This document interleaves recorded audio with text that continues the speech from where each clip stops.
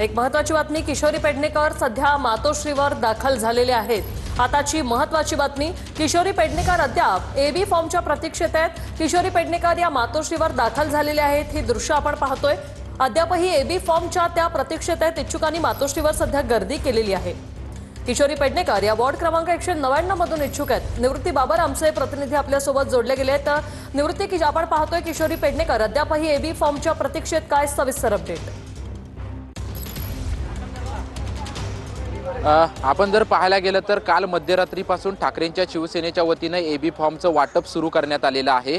परंतु अनेक दिग्गज चेहरे जे आहेत ते ठाकरेंच्या शिवसेनेचे अजून देखील एबी फॉर्मच्या प्रतीक्षेत आहेत। आणि यामध्ये एक महत्त्वाचं नाव म्हणजे माजी महापौर आणि शिवसेनेच्या उपनेत्या किशोरी पेडणेकर या अजून देखील एबी फॉर्मच्या प्रतीक्षेत आहेत। आणि याच किशोरी पेडणेकर आता मातोश्रीवरती पोहोचलेले आहेत। काल देखील सायंकाळी किशोरी पेडणेकर स्वतः मातोश्रीवरती आल्या होत्या, परंतु त्यांना अद्याप एबी फॉर्म मिळाला नसल्याची सूत्रांची माहिती आहे।